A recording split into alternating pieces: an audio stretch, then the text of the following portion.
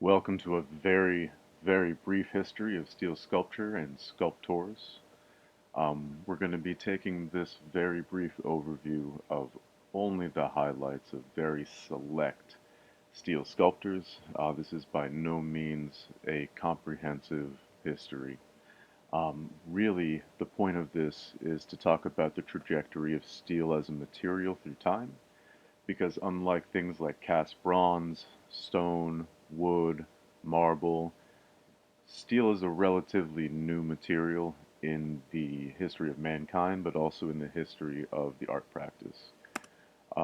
Alexander Calder is probably what you think of when you think of steel sculpture in its most modernist sense at its height.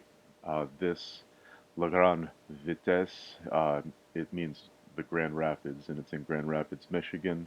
This is what his work evolved into over time. This is welded, riveted steel, painted brightly. Most steel needs to be coated to keep it from oxidizing. We'll go over that next class. But what Calder started with was wire. Simple things, making figures, making these tiny performative circuses with this material, and having essentially happenings where people would gather and see these performances of these tiny circuses in Paris. But he moved on from that delicacy and brought it to something a little bit larger scale, but also just as delicate. And he invented the mobile. I mean, he was the brainchild behind this idea of balancing weight in space, having that balance with visual elements be what's important. Now here, he's using brass, sheet metal, and wire. All of these materials prior to Calder and artists of his era picking them up were seen solely as industrial materials with very little artistic value. And so what he's doing here is actually fairly novel when it comes to the early 40s, and especially when it goes back to his work in the 30s. These wire pieces, which I really want to show because these are all things you have the materials and the capability of working with immediately. There's nothing stopping you from pursuing work of this nature. But with very simple gestures, with very simple line work, this becomes very powerful work.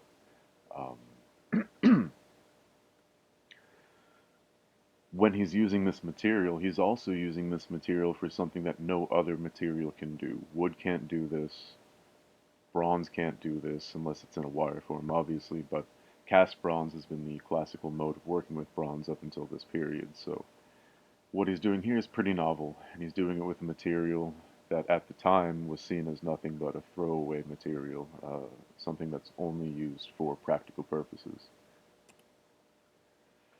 And jumping a bit forward in time into the 50s, David Smith, whose practice extended from the mid 40s on through the late 90s, 2000s, he sort of pioneered, or at least he embodies the sort of classic modernist steel sculptor. He himself was a welder. He started his practice practically. He was a welder, welding practical things. And as he became, into his creative practice, he started making things that were more emotional, gestural, sculptural out of this material. So this is a landscape that he created in 51. He was based in the Hudson River Valley up in New York State, and that inspired him to create things like this. His work evolved over time. In the bottom right, the Home of the Welder was one of his first formal pieces, made of steel, and it's basically a portrait of his studio in steel. And as it kind of goes through time, you can see he becomes more modernist, becomes more large scale, formal, working with just the simplest of elements. And stuff like this is what led into minimalism further down the line. Anthony Caro, who also practiced a bit later, but sort of during the same time and in the same lineage. Anthony Caro's work varied between cast and welded bronze and steel, but again, all kind of new ideas for the time. Caro was mostly known for being bright. Most of his pieces are painted, a lot like the yellow one you see here. It's pretty hard to miss, and this kind of work embodied what steel sculpture was for a while, at least in the modernist vein. Richard Serra, This is more of his later work. He started working with giant sheets to create almost architecture in steel. So these are singular sheets of steel that are constructed and rolled into these giant forms. He has to use a special factory in Germany to make them, but they are imposing, and that's part of his practice. It's using the material in this way as an imposing figure. And again, this is something steel can do singularly. This is not something wood can do and still maintain this shape over time. You know, this is not something that stone can do. So the use of steel is very important in a lot of his work in this way. There's also earlier works that he used things like lead and rubber in very similar ways you could use steel, and this is sort of his trajectory towards steel as a medium. He made a series of verbs that he turned into artworks. So to prop, to lift, those are two examples of over 100 different pieces that he made from verbs. So I think that idea of turning action into object especially can be very powerful when you're trying to work quickly or you're trying to work out ideas.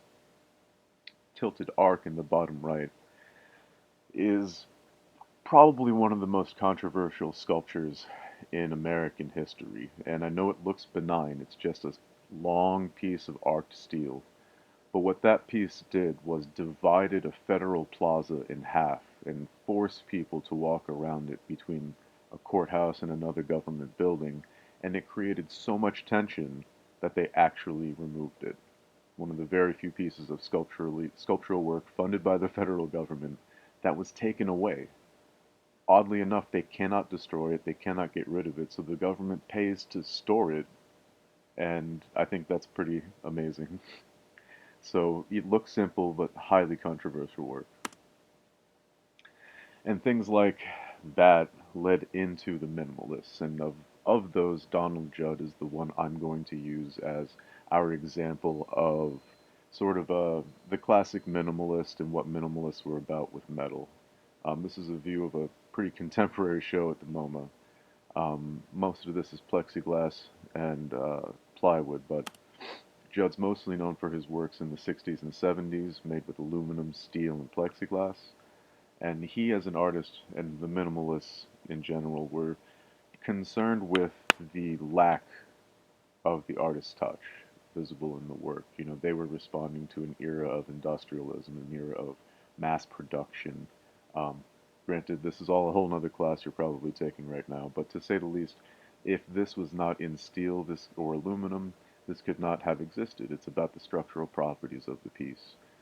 He is working with light as well, which metal can work with light so wonderfully. It can shine, it can be dull, it can manipulate it. And so it's important to use the material that we're about to learn about in the ways that can be advantageous to your work.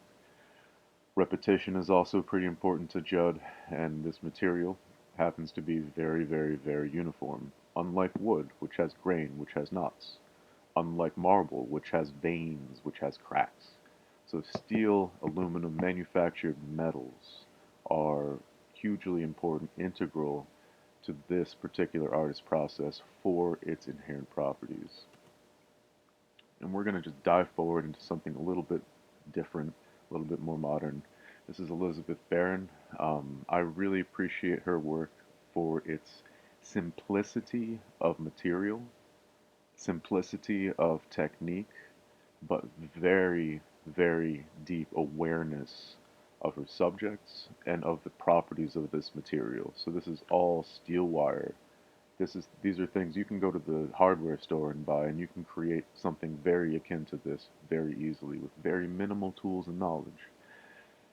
I want to express this because it doesn't, not every steel piece has to look like a Sarah or a Judd. It doesn't have to be imposing. Steel can have delicacy, steel can have airiness, steel can take on whatever form you want it to, and I want to really stress that. This is not about machismo, this is about using the material for what it can do for you. Deborah Butterfield is one of the better known artists working in steel who tries to work representationally, and I kind of wanted to throw some of this in here because steelwork can become anchored in the abstract, and I think it's very important to realize it is so capable as a material. So Deborah Butterfield grew up in the American West, grew up on ranches, grew up around horses, and that became her subject matter. And most of what she welds, like this piece here, Billings, she found in Billings, Montana. It's found steel, welded. You know, steel is everywhere. Steel is all around us. And as she progressed through time, these pieces sort of take on a little bit more formal qualities, but still remains pretty consistent. That piece, picture in the bottom left of the artist with one of her pieces can kind of give you a sense of their scale. But again, that scale is pretty large, and it doesn't take much for steel to hold itself up like that. It doesn't take much. We have all the materials to make something of this nature in the shop. So I want you to know that this is also a possibility, working representationally, working through ideas in bound materials, and working through ideas in a medium that's foreign to you, but a subject that you're familiar with can be very interesting and liberating. We're going to end on Arthur Ganson. Arthur Ganson is a kinetic artist. His practice is based a lot in engineering, and we are fortunate as a city to have a permanent exhibition of his work at the MIT Museum on Massachusetts Avenue. It's about $3 for students to get in, and it's a giant exhibition of this work. It comes in a variety of different materials, but most of it is steel. The crappy picture you see here is all steel wire, steel bits, nothing that you couldn't find in our own welding shop. These two pieces are, in my opinion, some of his best. They are both complex and unbelievably simple. We're going to watch a few videos of these very quickly, and you can kind of see where these pieces work or don't. Um, so this is Untitled Fragile Machine, and it's driven by one motor that's cleverly hidden very far down in the base, comes up through one of those legs, and drives all the motion in this piece. Now, none of this is made with big or expensive tools. Knotted string, some bits of wire, some springs. It's all just well thought, and in a lot of ways this highly complex kinetic sculpture acts very much like a drawing almost, very much like an active line drawing.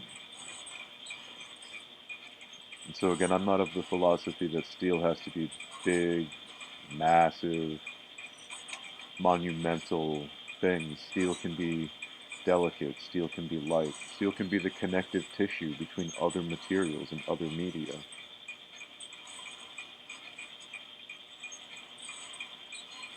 All of these pieces are handmade, simply attached, solders or spot welds, which we'll be learning first thing.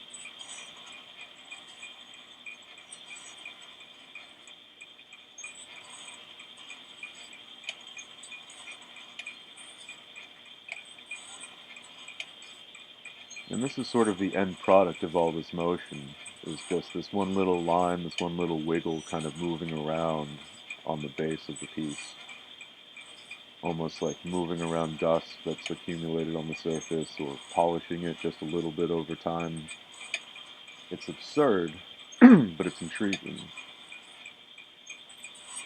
And is it about this end product? Not really. It's about this process. It's about almost the menagerie of things that have to happen to make something so simple and so ridiculous happen.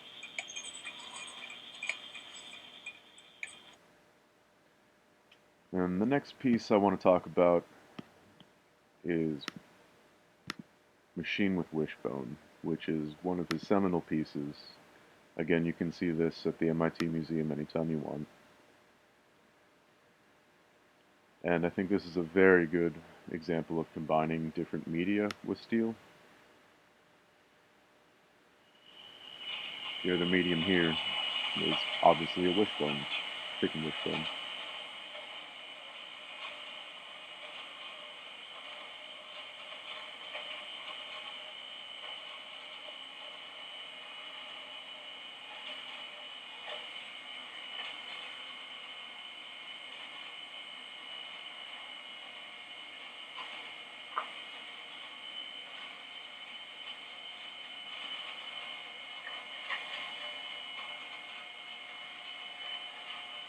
So in this case, he's created this sort of a big, absurd machine that makes it look like the wishbone is dragging it along, when obviously in reality it has to be the opposite.